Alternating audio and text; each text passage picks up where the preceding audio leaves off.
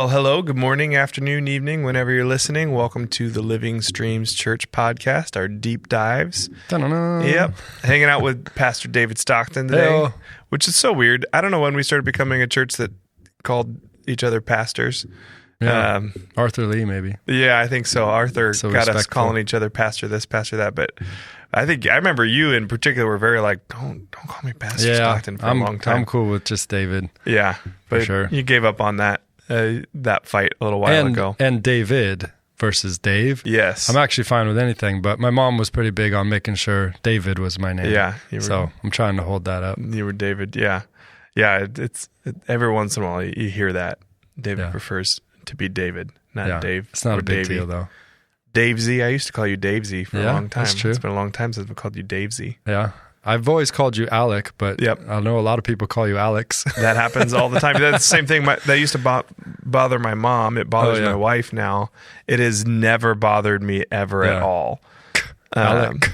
I had a coworker once when I worked at a restaurant. All the Spanish-speaking coworkers would call me Ale, and it bugged him so much because he's like, "Your name's not," because Ale is like it's like Alex, Spanish for Alex, and he's like, "That's not your name," and I'm like, "Yeah, but who cares?" Like, it's so weird for a Spanish speaker to say Alec. What do people call you, Dalton? Yeah, I actually just prefer Dalton. Yeah. just Dalton. Yeah. People ever mess up your name or anything? Yeah, Dawson. It bothers me pretty bad when people just don't. Dawson. Yeah, that because I don't prefer that name, and it's not my name. And then when people try to nickname me, it just Dalton. There's no good nickname. Oh, I got the nickname for you. I would love to hear it, but D'Artagnan. D'Artagnan. That's what I call him. He's like it's one of the endearing when it Musketeers. comes from you. There's this weird thing where when you do something, it's just okay. Really. That's but funny. If it came from someone in your junior high class when you were in 7th grade, not so much. No, yeah, exactly. Yeah, That's but funny. Dawson and then Dalt, I hate when people shorten my name. I don't like it at all. But at Chipotle, we all had nicknames for one another. It was like a rite of passage. When you worked there? Yeah, so Dolphin was... Dolphin. Oh, that Dolphin. makes perfect sense. And I actually don't mind that one because it's not shortening my name or a completely different name. It's dolphins just are so it's cool. kind of funny. Dolphins are... Definitely the coolest fish in the water. Okay, you can think that. I don't agree with Killer it. But whales, they're pretty I cool do too. like dolphin. I don't know why, but I don't know. Dolphins are pretty cool, man. Definitely. They're fun. Definitely. There's a spot on the north of Bali that's black sand beaches, and there's every single morning there's hundreds of dolphins out there. Wow. So a couple of times we've been up there. You go out in a boat, you just cruise around, and you literally spend an hour in massive pods of dolphins. And I've never done this one, but I've seen them out on the water. A couple of the boats have like a Superman style hammock that hangs off the water. Okay. If that makes sense. So you're laying on your belly and you're about 6 inches above the water, and the boat will be cruising. And so the dolphins, people will go do that, and the boat's cruising and the dolphins are jumping up literally right next to you. Wow. And you're just That's hanging with the amazing. dolphins. It's pretty cool. You're I'll welcome. have to do that one of these days. So, You're 1 welcome. week ago today, Something happened. David Stockton taught us about the Chipotle burrito hack. that was something a week ago today. That was a pretty important moment. But there was also the election. That happened too. That's what I was going for. Second most important thing that happened a week ago today. Yep. Because the it's election. Tuesday. We're recording on a Tuesday. And you thought it would be close, but Trump would win. Yeah. Is what you I was predicted. half right. So you were, you were right and you were wrong. Yeah, it was Same time. not close, which It was a surprise to me. that surprised me. Yeah. Surprised to a lot of pollsters. It was a big surprise too, sure. because we had All for One the next night, which was our 4 churches gathered in the park declaring Jesus is Lord. And it was a surprise because the whole time I thought we wouldn't know by then. I think that might have been, in some ways, the biggest surprise of the whole election that it was quick. that we knew the same day. Yeah. I guess not the same day. They didn't really know until after midnight, our time probably. Yeah. But and I don't know, it took a little, it seems like it But it was took a still little pretty bit clear. of the intensity out of it because it was so clear. Yeah. Maybe? I remember checking the news at 11 p.m. on Tuesday, and hearing people say they were kind of calling it. It's not been officially called yet, but that's a formality. What's your takeaway? Any takeaway from it now that you've sat on it for 6 days? I'm relieved either way that it was quick, right? I'm relieved that it was clear enough, that it was easy. That because really the last 4 or 5 elections have been razor thin, I think, or at least pretty close. Yeah, and there's been calls from all sides of shenanigans, and I think it's just big enough of a gap this time that no one's going to call for shenanigans. And credit to Harris and the Harris campaign for sure. Yeah. Even if that made it easier to do, for them saying, okay, we're going to be graceful here, and we're going to say, congratulate, hey, this is Trump, what happened. Yeah. So that's good. I don't know if it's true. Did you guys hear that the Trump campaign is saying that they would like to pay for the $20 million in debt that the Harris campaign? No, I didn't hear anything about that. No, I'm logged off. Yeah. You've checked out? I heard something about that. If that's true, I think that's pretty cool. Yeah. Now, again, motives, who knows or whatever, but still just to say, hey, I think this would be a good faith I can fact check it for you right now. Oh, yeah. I have a computer right in front of me. Checker. Watch out. Can Jamie be your which we got to fact check the source that I'm going to fact check from. Oh, okay. For sure. Yeah. It's like a triple fact check. The world we live in now. You can't even fact check. You have to counterbalance. I thought I was going to. Media. Yeah. You can't even find out what's true. You just have to, one of them's lying this way, one of them's lying this way, and find the middle. Yeah. And photographic evidence means nothing. Yeah. I think the election, I was just, it was not dramatic. Yeah, which I was really thankful for. Yeah. And I just the next day, there's I think a low level anxiety that kind of exists around this season in our country when this stuff happens, because of, I think, just reactionary, like the way people react is what causes that anxiety. And the next day it's just the world still goes round. And I know there's some people really grieving, who see some real danger and major character flaws in Trump and really thought, Harris could have brought something new and helpful. So I know that's out there for sure. But yeah, I don't know. And it just doesn't seem like the vitriol or the intensity is hitting the streets. I mean, we're not hearing about that necessarily. I'm sure there's some people doing little bits here and there. A lot less than it has been for I have a report. Yes. All right. It was a tease, like a troll that Trump did, which is funny. Oh. He was feigning. He was being tongue-in-cheek. Generosity. Yeah, he was like, "Oh, I have so much money left over." It's what I'm seeing online, which is even worse. And I'm seeing it from multiple different sources. Yeah, that's a bummer. Yeah, it was more of a shame tactic rather than a hey, we want to be honoring. So, isn't it funny? We thought it was. We were hoping. We were defaulting to honor. We can keep hoping. Found out it wasn't. Keep hoping. The opposite of that. Keep looking for the good. Yeah. Hoping for the good. Yeah. But I think for me, there was just a little bit of the little bit of hope in me that maybe the American people are choosing to not be toyed with, like the media can't stoke stuff as much as they maybe want to, and maybe we have a little better self-control. I don't know if that's true. And I know some people could say, well, if Trump lost, there would be this, that, or whatever. And maybe that's true or not, but I'm really thankful right now that there seems to be relative, okayness, in society. And hopefully Trump will do a good job for everyone. You know, that's what another report. Yeah. Oh, more. Real life update. Yes, I fact checked my fact check. Okay. Donald Trump's official Twitter account. I'm intentionally calling it Twitter. Okay. Dalton refuses to call it X. I will not call it X. It seems like I'm not going to read the tweet, but this tweet says that whatever we can do to help them during this difficult period of not having money, I would strongly recommend we, as a party, for the sake of desperately needing unity, to basically pay whatever was left over from that. So that seemed genuine. This tweet seems genuine, yes. But the reports that I was reading it came across as like he was teasing or trolling. Now, I don't know if that was from a separate comment, because there could have been multiple comments. And there it is. So basically, we have as much information leaving this situation as we did when we entered it. Okay. So, anyways. Yeah. Roller coaster of emotion. None of this was a political opinion. Thank you. Bye. Yes. Well, yeah, so that's... we're there, and All for One felt right, felt good. We did that Wednesday night.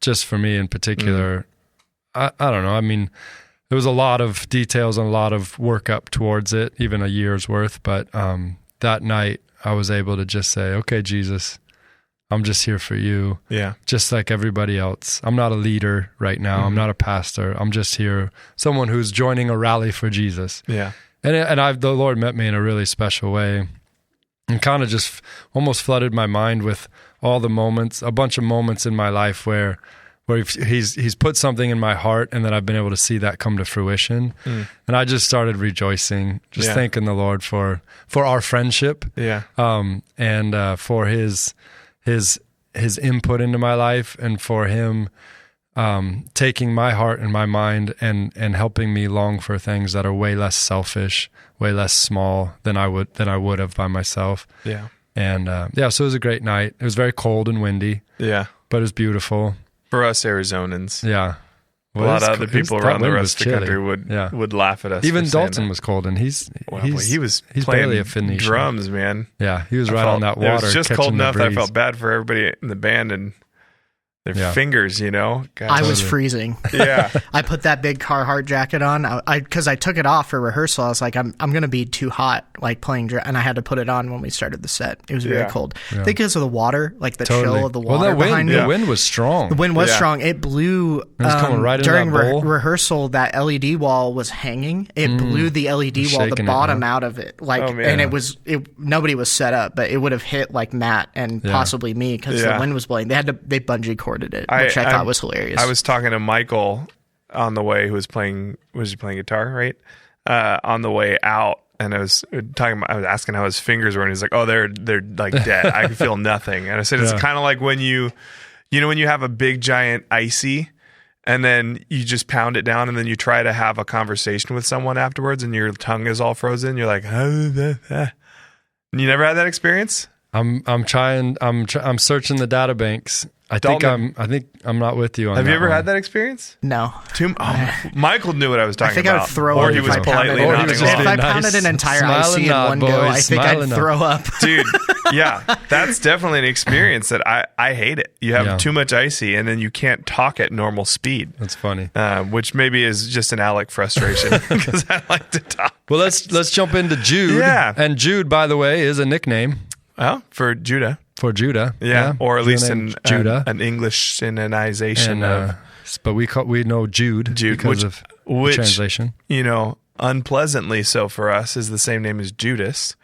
I don't know what happened there, but maybe English translators just decided there's too many Judahs. And Jude probably didn't want to be called Judas anymore. Probably not. That would be good. Yeah, you don't hear being a contemporary. You meet a Jude every once in a while. You meet a Judah every once in a while. I don't think I've ever met a Judas. It's like there's no Fidels out there. Yeah, there's no Hitlers out there. Well, there is. Kurt knows a guy named Fidel? Right, in Ecuador, who's a mayor of a small town named Hitler.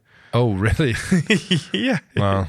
Yeah. I think Fidel means faithful, so I always think that's a cool name. Yeah. But it's doesn't fly so much. My much. wife and I argue about that name. I was like, it'd be cool to name a kid Fidel. She's like, no, it would not. No, I'm with Brittany on that one. We're not going to name him Fidel Castro. We're just going to name him fast Fidel. Forward 200 years and maybe you can get away with that again. Maybe it comes back. But not currently. Yeah, but Jude, half-brother of Jesus. Yeah. So you wrote us a letter. Brought us through message number 3 of 4. Yep.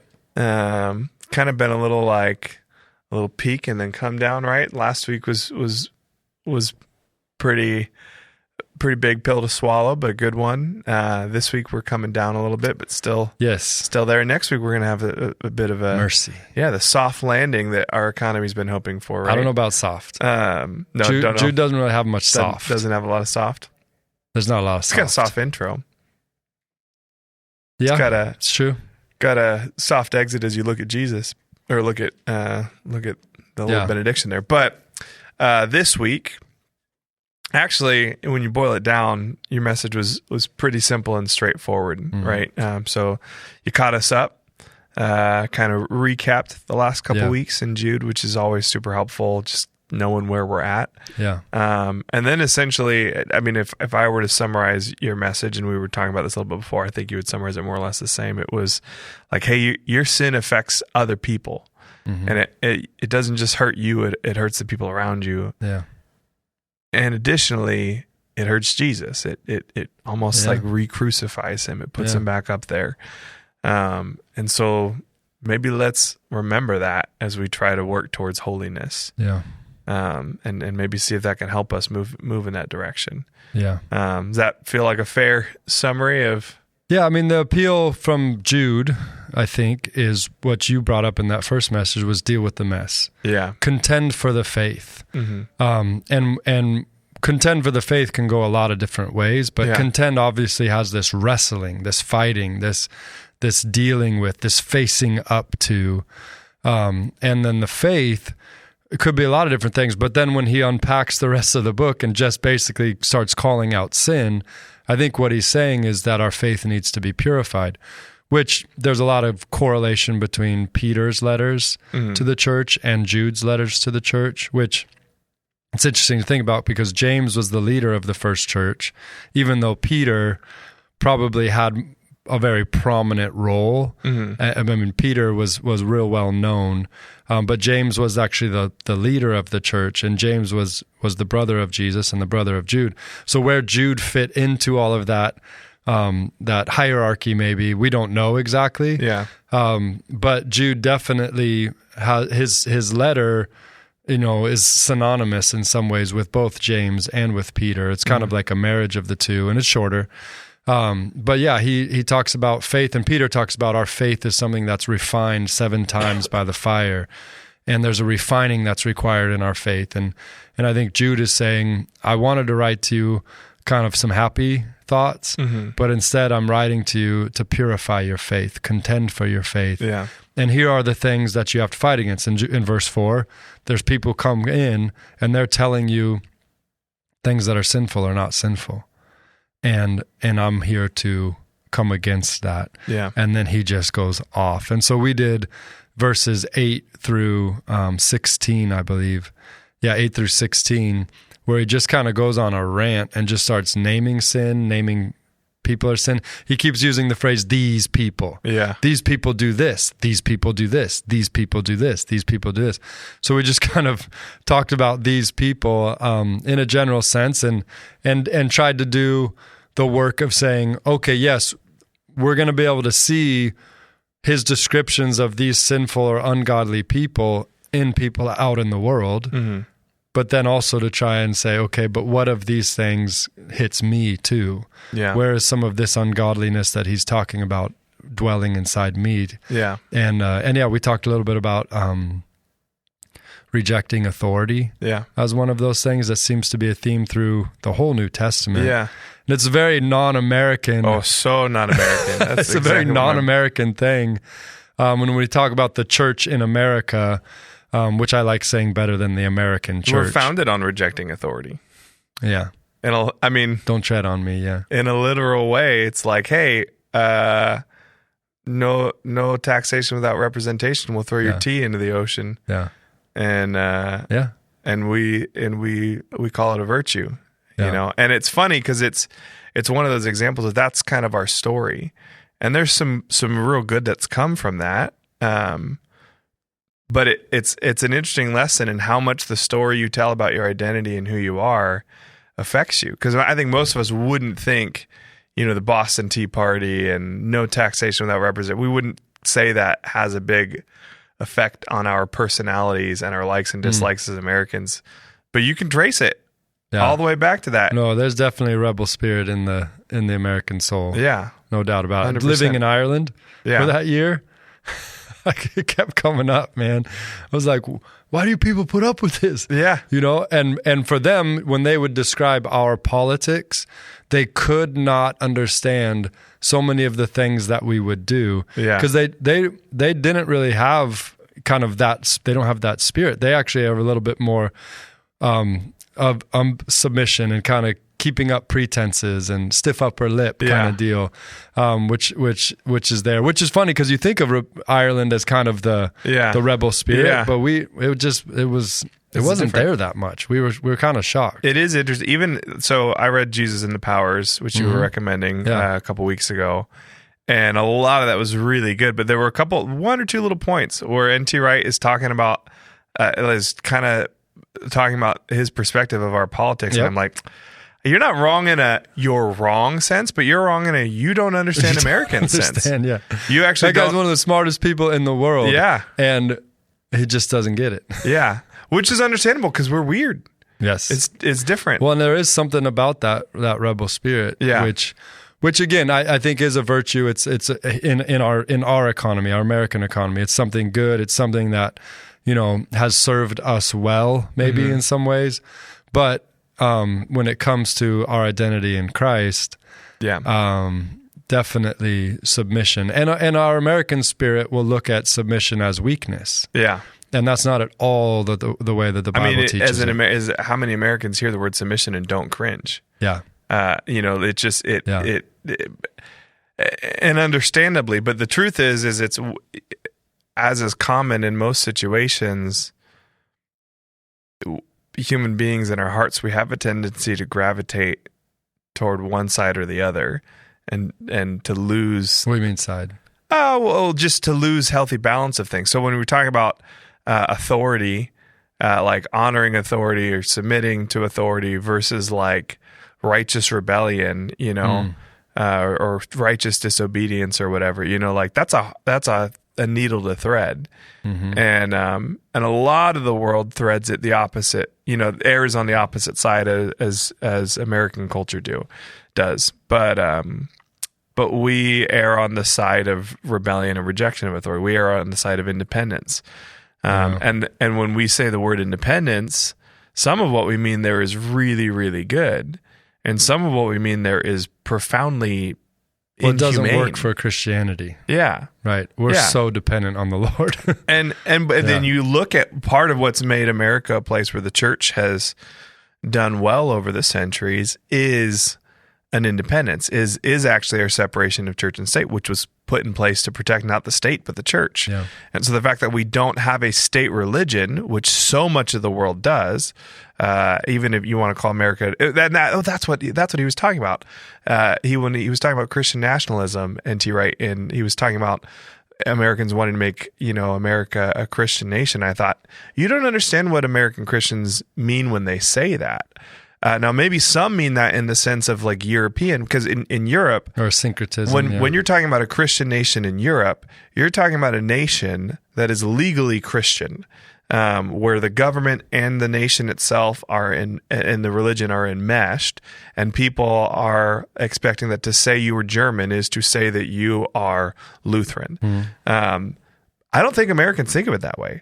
Now there is an unhealthy thing and some Christian nationalism that is a real issue here that is growing and is not of the kingdom of heaven that I don't like and that we do need to address and care for pastorally and call it out when we see it. However, when a lot of American Christians say, like, we want America to be Christian, I don't think they're saying we want the president to say that everyone's going to be Christian, and we want the president to endorse only Christian people and have only Christian politicians, and I think we're saying we want America to come to Jesus. Yeah, kind of like your will be done in America as in heaven. Like, in this place, we'd like your values and your kingdom to come. And that it was really informative for me even to hear N.T. Wright's perspective on that and to see that he did not understand that, because I thought, he only sees the negative of it. Yeah. And I do see the issue that he's talking about and agree that it's there, but like that's a subtle thing that most of the world doesn't understand that's worth articulating. And that actually informs me of like, oh, that's what people who aren't Christians hear when they hear a Christian say, I want America to be Christian. Yeah. What you're hearing is you want it top down to be Christian. But what a healthy follower of Jesus, if they were to utter those words, I want America to be Christian, what they're saying is, I want it bottom up to be Christian. It's kind of like Martin Luther, the German one, not Martin Luther King Jr. He, there's a particular point in time where I think when he was in hiding, right? And you can correct me if you remember this detail better, but he had called for the removal of icons from the churches and the cathedrals. And at some point in time, the lay people and the peasantry, they started flooding into cathedrals and churches and tearing down all the icons, all the images and all the statues of saints and things like that. And then and doing it in Martin Luther's name. And my understanding was he from hiding wrote against that and said, no, I want the clergy to remove this. I don't want you to go in there and force it out. I want a revival in the church. Yeah. And I want the people who put these in place to see that this is an issue and to remove it. And I think it's kind of like there's a similarity there where it's like what we're saying. If I ever say I want America to be Christian, which I'm pretty careful to not say that too often because I'm aware of what other people hear. But what I mean if I say that is I want a revival here. And I want it to be irrelevant whether or not, speaking politically or something, right? I want the laws of abortion to be completely irrelevant because nobody wants to do it. I want the kingdom. Yeah. I don't want Christendom. I want the kingdom of heaven. Yeah. For sure. Not political Christianity. Yeah, just righteousness. But righteousness to roll down. Yeah, it was interesting. I don't know if you had this experience, Dave, but we went to Jude for a couple of reasons, but one of which was you were really had in mind the season where we were at politically, and we're feeling like Jude might have some valuable stuff to say here. And in my mind, I was thinking, oh yeah, contend for the faith, keep it clear, but it felt like the more we dug into Jude, it did have a lot to say to that, but not the way at least I was thinking it would. Because really the focus has been sin and holiness. Yeah, not as much politically, culturally. Yeah. I mean, the distinction there, it's hard for us to distinct, especially in political, in this last month. Culturo, politico. But yeah, politics aside, not that politics isn't influencing culture totally. Yeah. And culture might be influencing politics as well. But just our cultural moment as Phoenicians, as Americans, as Living Streams, the church that we're here, like what are the things we're addressing? And I love that Jude is basically speaking very poignantly and clearly into the culture of the people that he's writing to, that he's in relationship with. And so I was excited about that. And I'm really excited about the message this Sunday about mercy, because I think mercy is very, very important. Yeah. To get right as the church right now. Yeah. I think mercy is the post-Christian antidote in some ways, that we need to get right. And mercy it's not an easy thing to get right. Yeah. And we're going to talk about that. But the thing that we need to deal with is sin. I mean, sin is it's nobody wants to talk about it. Nobody wants to call it anything sin. The word is not fun. As soon as you're, as a pastor, start talking about sin, I mean, what a downer. You just ruin the room. And I was joking on Sunday, I was like, who was here last week? And the people that raised their hand, I was like, thank you so much for coming back. Yeah. You have every reason to not. Because again, I not perfectly, but I was doing my best to try and stay faithful to Jude and the Spirit, where he was calling out things in his day. How do I call out things in our day? And so we did that. But then this week, it was just a little bit more general. And we were looking back, because Jude is just firing off all of these references to Old Testament or even extra biblical texts. And if you're not super well versed in historical Christianity and Judaism, even, I mean, you were just missing so much, because he just fire. It's like machine gun, just firing these things out there. And so we started talking about that. One of those things was submission to authority, and how that's such a common theme that is harder for us to grasp. But then we really got into Cain Balaam and Korah. And when he's playing with that submission to authority in the references to the Book of Enoch too, which goes way overhead, feels kind of mystical until you realize, oh, he's just not saying weird things. He's referencing things, like you said, and assuming that we're tracking, but most of us aren't tracking unless we're... His readers would have been familiar with that text. Yeah. And so that, so then you unpacked and the story, the testimony of Moses. His readers would have been familiar with the story of the archangel and the devil wrestling over the body of Moses, which we're all searching the Bible, going, "I don't remember that story." Well, and Dan and I unpacked this on the first podcast that we did after starting Jude. But like, literally, none of us, like, we're all lost on that. It was kind of fun the way I bumped into this, but like that passage of the testament and or assumption of Moses is lost. We don't have it. We only know that that's there because the early church had it. And so we have references from which we can like piece together some of that. Together, and we have a chunk of the first half of that work. Yeah. But that was fascinating to me, to be like, oh, we literally don't have the story of Michael and the devil wrestling over the body of Moses. But but these three references are in the Bible. Cain, obviously Genesis, Balaam, and then Balaam and Korah are both in Numbers. But they sound like they're out of the Book of Enoch, don't they? Yeah. Cain, Balaam, and Korah. Numbers. And they're you read Numbers, you're just like, there's no stories in here. But there's great stories in Numbers. You just have to get through a whole bunch of chapters before you're all of a sudden going, whoa, you're asleep. This is amazing. And you sleep and you sleep through. You just read and sleep. And then all of a sudden you've read a whole chapter and there was a story in there and you didn't know it because you thought it was more begets. And Balaam is just an unbelievably wild story, the context of it all. We skimmed through it quickly, but the whole idea of Balaam being a diviner, a non-Israelite prophet that actually spoke with the Israelite God, and through the power of the Israelite God was able to bless or curse people and situations. Yeah. It's fascinating stuff. There's something interesting that you see between that and Jethro, a little bit, Moses' father-in-law, the priest of Midian. And then if you rewind a little bit in Genesis, you see the Table of Nations, you see why, right? So it seems like when Israel comes back to the Promised Land, right? So they, with Joseph, they go to Egypt, they spend a few hundred years there, and then they leave Egypt in Exodus, and they come back, right?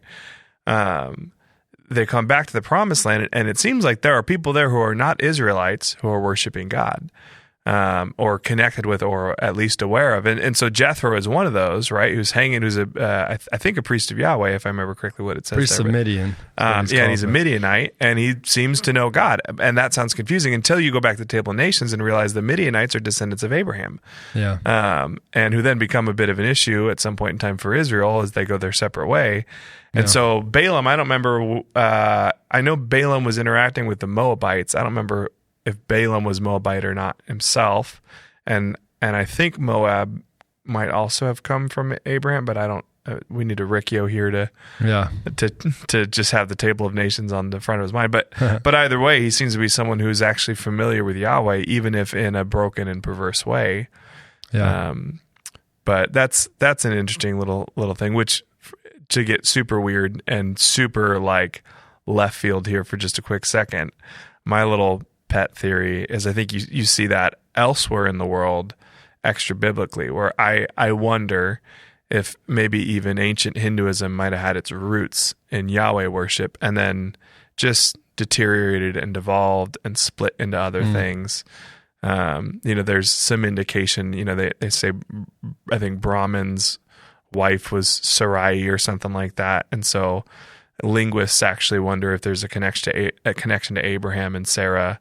There's the Krishna stuff that kind of smells messianic a lot. And I've just wondered if somewhere way back before any Hindus are writing anything down, if there was someone there who was actually worshiping the one true God. And then it just got so twisted and distorted and turned into something very different. Yeah, it's possible. Who knows? I don't really know that. Definitely. But so Cain, Balaam, Korah. Cain, Balaam, you gave Korah. us a flyover there. Balaam was the diviner that God used to bless the people, even though he tried to curse them, but he had greed in his heart, was hungry for money. Donkeys talked to him, a donkey talked to him, all of that.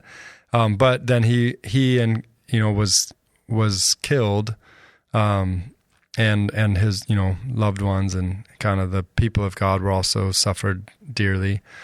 And we talked about that haunting phrase that you get to choose your sin, but you don't get to choose your consequence, which is a very haunting thing. And then Korah was rebellion. So Cain was anger, Balaam was greed, and Korah was kind of that rebellion heart, that pride, that frustration with God and where he was at, or envy, something like that. Yeah. But yeah, we just talked about how those things brought destruction not only to the person, but to the ones they loved and to God's people. And really the appeal was to people, hey, deal with the mess, call sin, acknowledge your sin, repent of your sin, turn away from your sin, to not just avoid the destruction of your own life, but the destruction of the ones you love and the ones who are connected to you, because sin does both. Yeah. You can't there's no such thing as just personal sin. Yeah. All of our sin is communal.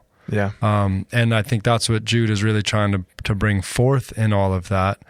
And then, I think after we kind of established that, which it's hard because I'm looking out into this room knowing people who have sinned, and because of their sin, their families have been destroyed. Yeah. Whether it's alcohol or whether it's drugs or whether it's pornography or some other kind of adultery, where like literally their sin wasn't personal. Yeah. It destroyed their marriage. It destroyed their family. It destroyed their home. It destroyed their future. And to just to let the weight of that hit somebody, it's intense, and yet it's true. It's reality. But then it was cool after second service, I believe. I was talking with one of the prayer people up front, and he was telling me that one of the things that he's thought of, he was saying, that message was good. And he said, it made me also think that just like there's a ripple effect when we sin, that doesn't just destroy us, but destroys the community around us. He said, there's a ripple effect for our righteousness. And I was like, yes. And the ripple effect of righteousness, because of the life of Christ, we can know is more powerful than the ripple effect of unrighteousness. And so to be able to speak that over the people who are coming to terms with the ripple effect of their unrighteousness, and it's grieving them. Yeah. But then to instill hope in that heart that the ripple effect of righteousness can be more, and it will be more. Yeah. And to see that hope come into them. And really, it's just an appeal to turn from wickedness, turn towards righteousness. Righteousness is so powerful, so beautiful, and so communal as well.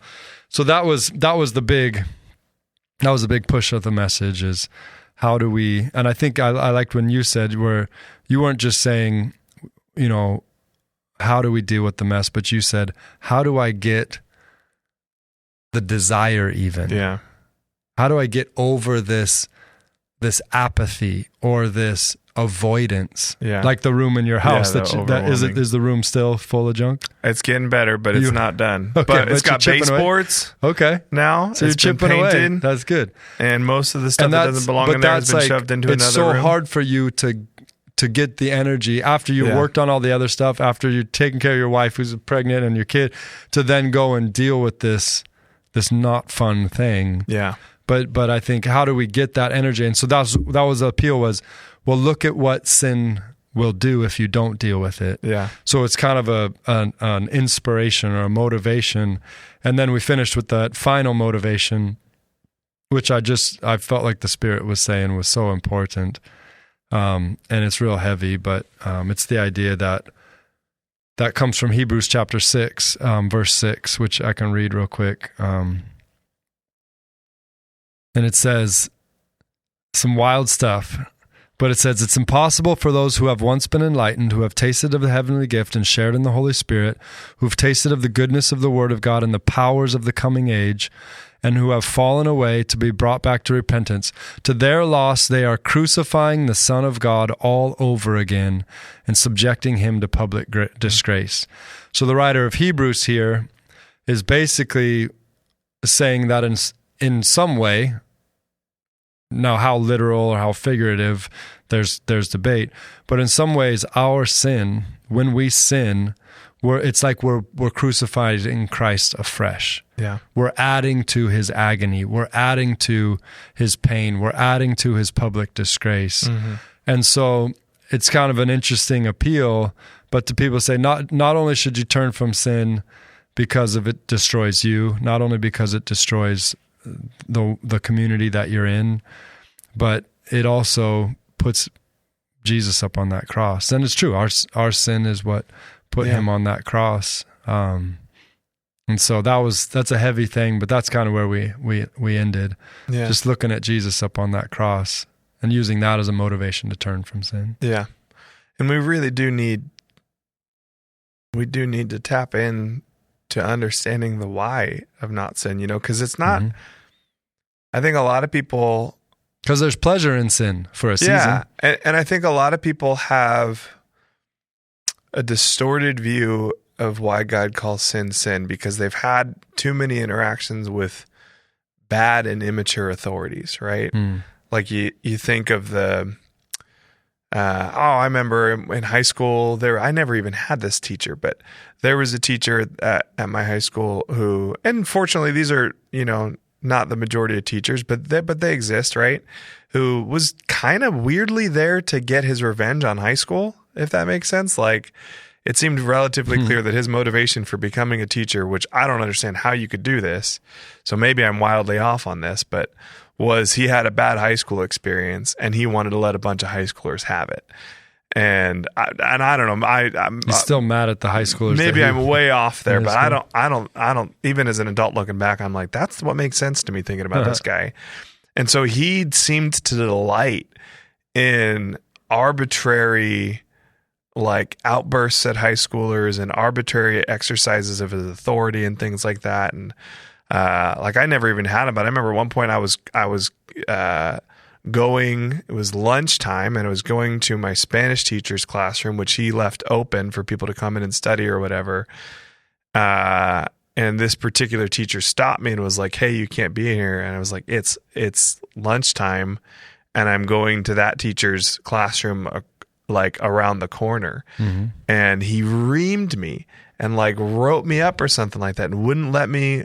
And I'm like, literally, if you'll let me walk 10 feet forward, like, we can go talk to that teacher and he can tell you that he's expecting me in his room and that his room is open. And it was a whole thing. It was this huge thing.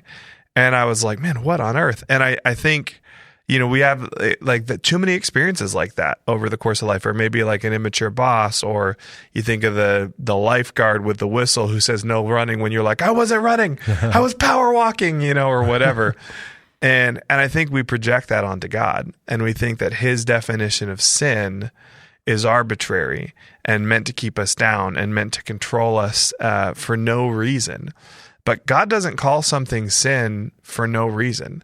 God has never arbitrarily defined something as sin. God has never just picked out a weird thing and said, that's going to be sin. Right. There's some nuance you could talk about in the Mosaic Law, the things that he's talking about honorable and shameful, and he's trying to reform people's vision of honor, that you might maybe make an argument that some of that is arbitrary, but none of the stuff that he calls sin is arbitrary. It's always sin because it hurts us and it hurts the world around us, and it not only doesn't lead to human thriving, it leads to death. I mean, literally, the Bible tells us the wages of sin is death. Another way to say that would be like with an equation, right? Which could be to say, if it leads to death, it's sin. If it's sin, it leads to death. That's almost you could almost call that a definition of sin. And so, God's not saying don't do that for no reason. He's saying don't do that because it's going to hurt. Yeah. And we spend a lot of time saying, well, it's sin because God said it is. Well, that's true, but God said it's sin because it's destructive. Yeah. And so to call that out is merciful and kind. To say to someone, hey, you're heading to a cliff. Yeah. It's going to hurt you. It's going to hurt other people. It's going to hurt Jesus. That's kindness. And you used a phrase that maybe you coined, I don't know, but I thought it was a really useful phrase these days. You talked about toxic empathy. Had you heard that elsewhere, or was that a David coin? No, my wife told me there was a book coming out called Toxic Empathy. And I can imagine what the book is about. But, but yeah, no, I thought that was an interesting phrase. Yeah, it's poignant. I think what's fruitful about that is, right, that word toxic has become a tool in our culture to label things that are twisted, and destructive, often, and at the same time, sometimes it gets a little overused and overutilized, and people blur the nuance that is important, right? Yeah. So, for example, people say toxic masculinity, and a lot of people hear in that masculinity is toxic. Right. If that's what you're saying when you say toxic masculinity, I would say you're wrong. Right. But if what you're saying is there is a false and twisted and perverted form of masculinity that is toxic, I would say, and Christians have been, and the Bible and God has been saying that for a very long time. This is immaturity. This is not masculinity. This is twisted, broken boyhood, not manliness. And we're in agreement that's bad. And so empathy, what you were talking about is this empathy that is reveling in the virtue of empathizing, without ever letting that empathy lead you to pointing people in a healthy direction. Yeah. That will say, I feel you, and will stop there, never taking advantage of the right opportunity to say, I feel your pain, and I see what you're going through, and let me point to you the way out. Right. And that is pretty toxic. It actually just encourages people to wallow in the mess. And it's the idea of you never give somebody the medicine, right? So it's one thing to sit with someone in their sickness. Yeah. It's another thing to sit with someone in their sickness and give them medicine. Yeah. And if you have medicine, but you're like not willing to do it because it's hard or because it's heavy, or that would mean that you're calling this person sick. But it's like, it's okay to call something sick if it's sick. Yeah. It's okay to call something destructive if it's destructive. And yet, I think some of the movement, maybe political correctness type movement in our society has led people to where it's now we don't really want to say anything that ever could be offensive, even if it's medicinal. Even if it helps them, we still don't want to say it. Yeah. And that would be toxic. Yeah. Ironically, I mean, that's a good metaphor, because ironically our culture understands that literally medicinally, right? Like I have a doctor that I really appreciate because she does that. You know what I mean? Can you imagine if you went to your doctor? So I went to my doctor because my cholesterol's way out of whack, and my dad died of heart failure, right? So I'm like, I want to grow to see my grandkids. So if I went to a doctor and she said, hey, your cholesterol's way out of whack, man, that must be really scary. Oh man, I really feel you. Oh, and yeah, a cheeseburger really does help you feel better, doesn't it? Like, I understand why you're eating that way. Yeah. Okay. But then if she sends me home, she's just fast tracking me to my grave, you know. But my doctor, she comes in, and it's interesting because it's like a teaching, it's like a university clinic too. So usually my first interaction will be with a couple students, and then they'll go back and report to the doctor, and then the doctor if needed will come in, and most of the time when I go in, she gives the students kind of the prescription, the stuff I need to do, and the students walk me through stuff. But the one time she came in was when I had not been perfectly compliant. And so she came in and she's like, I'm gonna fuss at you. And I'm like, okay, like I'm here for it. Like and she's like, you got to do this and this and this right, And she was doing it nice and kindly and mercifully and empathetically, but she let me have it. Yeah. And I was like, thank you. I appreciate that. Like that's why I'm paying you money is to fuss at me, to tell me what I'm doing wrong, to give me for sure the instruction. Yeah. And that's the beauty of going through the scriptures. Because there's sometimes you're reading the scriptures and it's just really encouraging. Mm-hmm.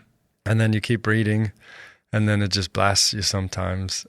Because we need alignment checks. Yeah. We need cleansing. I was just before this, actually, on a Tuesday, a pastor in town wanted to get lead pastors together, senior pastors together to pray. It was on his heart in light of election year, all of these things, trying to create a little unity. And so he called as many as he could to try and get them, and he asked if we could host. So we hosted here at Living Streams, and just sitting in there. And then he asked me if I would lead just a little chunk of a prayer time of repentance. And so I thought, yeah, that's fine. And so we were all in the room, and I basically just started saying, Lord, forgive us for this. Lord, forgive us. And then the response of everybody would be, Lord, hear our prayer. And we just were quiet, and we bowed down, before the Lord.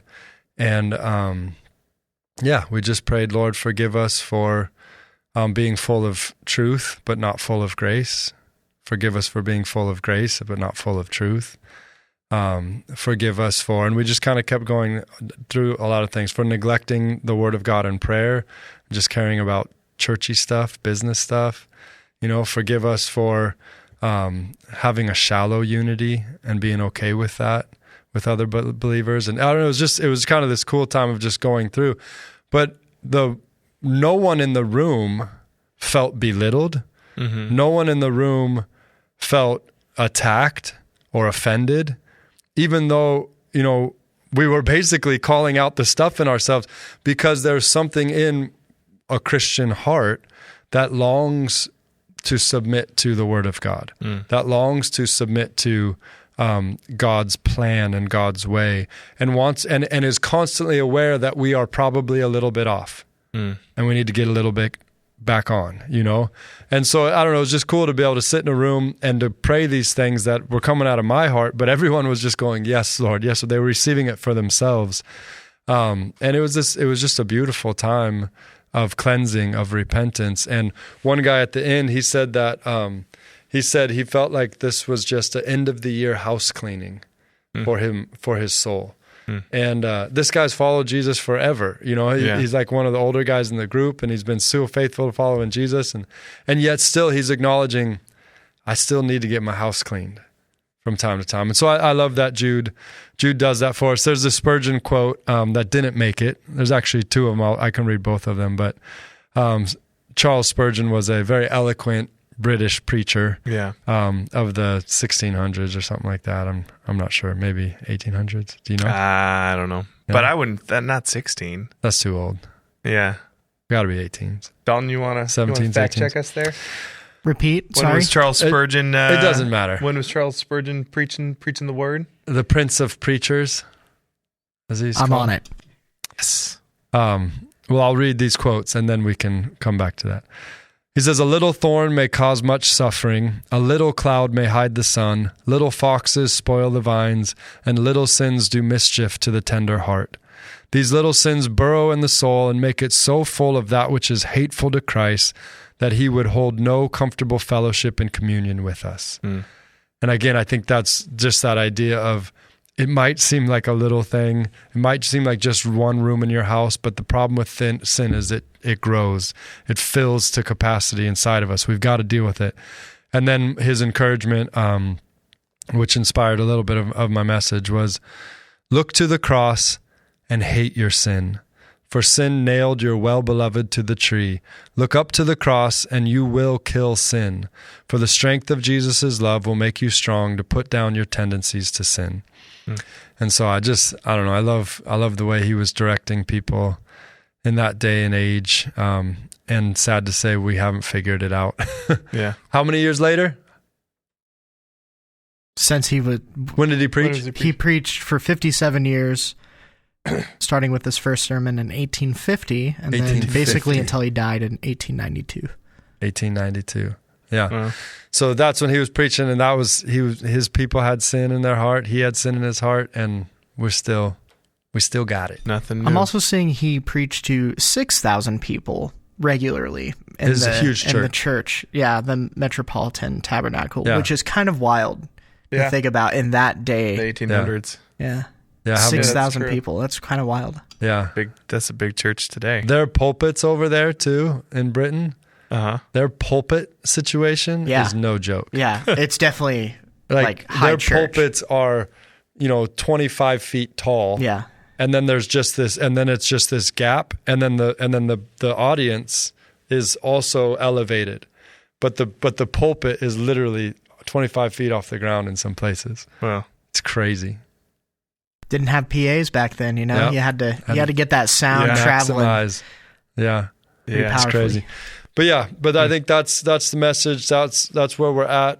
You got to deal with sin, or sin will deal with you. And one of the ways to help us is to look to the cross and remember that our sin affects those around us. Yeah, and profoundly. Next week we're going after the mercy. Yeah, and I think it's so good to spend some time like you did last week. Really trying to assess what are the sins that nobody's calling sin. You know, what are the things that we're saying are fine that aren't fine? And sometimes it feels like it because you drown in the normalcy of the consequences of sin. And you're totally desensitized to it. You know, like I nerded out on a pretty massive audiobook biography of Genghis Khan and really like the Mongol Empire, which is super nerdy fun. It's fascinating. But it's horrible. Yeah, absolutely horrible. But it's interesting because the secret histories of the Mongol Empire, kind of the Mongol perspective of it, you hear this really fascinating story about how Genghis Khan came to be who he was, and there's like a really interesting movie in there, you know, of essentially like the spark that lit him on fire was his wife was kidnapped in a raid, and he went to go plow through the guys who kidnapped her, and that was actually pretty normal. Like that's how his dad kidnapped his mom, and that was pretty much par for the course. Like on the steppes at the time, you know, like about half the women, their husband was the guy who kidnapped her during a raid, and that was just so normal. And it was unusual for Genghis Khan to lead a counter raid. His wife thought, oh, it's happening again when he came to get her, because you don't do that. You don't go save your wife, you know? And it was just so normal there. And that to us is shocking that would be the life of half the women around, is that they were literally kidnapped, and that it's normal, and that you just make the best of it and go on and have a life and stay married to the guy who kidnapped you. But how many situations like that are so normal to us that are shocking to anyone who's grown up in a true culture of the kingdom, that are so grotesque and so twisted, you know, the way we interact with our screens, the way we interact with the ubiquity of pornography and abortion and so many things that just feel, but then those are ones that are on our radar. Yeah. You know, what are the things that are normal to us that even you and I, if we were to sit down for an hour and come up with things, where are our blind spots? Yeah. You know? Well, and that's why we got the Word of God, which transcends, you know, culture and society and eras. Yeah. And thankfully we got the Holy Spirit that convicts us of sin and convicts us of righteousness too. Yeah. Towards righteousness. But it's good for us to spend time thinking about that, praying about that, encouraging each other to say, hey, that small thing, it's not as small as you feel it is. Yeah. Because your sin is going to hurt a lot of other people. One book I read a while back that was eye-opening a little bit, and I wouldn't agree with everything in the book, but there's a book called Them Before Us, and it was talking about, I think the subtitle was something to the effect of like why we need a global children's rights movement or something like that. Mm-hmm. And the whole book, the author's goal was to just reorient, to say in every question, we need to be prioritizing children over the wants of adults.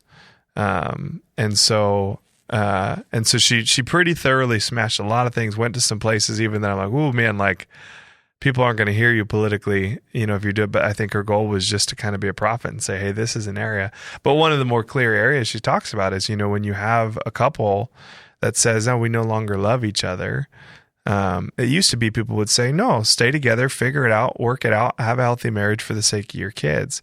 And now we kind of say that that's a distortion. Like, oh, you shouldn't do that for the sake of the kids. And it's like we've gone to the extreme scenario where maybe you're with a physically abusive spouse. And we've said, well, that wouldn't be doesn't help the kids to stay there. And we've taken that and we've reverse engineered all the way, or we've pulled that all the way into saying, yeah, if you're not in love with each other anymore, you can just get a divorce. But at the end of the day, there's no question that that's going to hurt your kids. Mm-hmm. And it's just one of those many examples of something that feels so normal in our culture. And like you were saying, you can pick your sin, you can't pick the consequences. Right. But yeah, so our encouragement to ourselves, to our church, to all of you listening is don't take sin lightly. Yeah. Remember Jesus on that cross. He didn't take sin lightly. God is deadly serious about sin, so deadly serious that he, crucified his only son. Yeah. And so that we could be free from sin. And so don't take sin lightly. And if you need someone to talk to, find a pastor, find a mentor, someone you can trust, and just say, hey, this is something I'm dealing with, and get that out in the open. And that way you save yourself, and you save the ones you love from some pain and some agony. And maybe spend some time like King David did, and spend some time with the Lord and say, search my heart, oh Lord. Yeah. I love that David, he wasn't saying, I'm going to search my heart, although that's a good thing to do too. But he knew that a necessary part of that process was to say, Lord, search my heart. Yeah. You search my heart. Let me know what you see. Yeah. Yep. Yeah. Well, that's good conversation, David. Thanks for bringing the word. Thanks for bringing us to Jude and bringing us through it. Hey, Jude. Yeah. Thanks for fact checking us, Dalton. Appreciate no problem. Appreciate you back there. Yep. And thank you guys for listening, for hanging with us. Thanks for the emails I got this week from people asking questions about the podcast. We love hearing from you. Yeah, we really do. It's a blessing. It's good to be able to connect with you guys in this way too. So thanks for those of you who are from Living Streams and this is your family and you're just faithful to be plugging in more and connecting all the way. And thanks to any of you who aren't from Living Streams who are just hanging because it's interesting. And I don't know how you landed here listening to me and David talk a bunch, but we're glad you're here too. And do the liking and the subscribing and all those things if that's helpful. And otherwise, we'll see you on Sunday.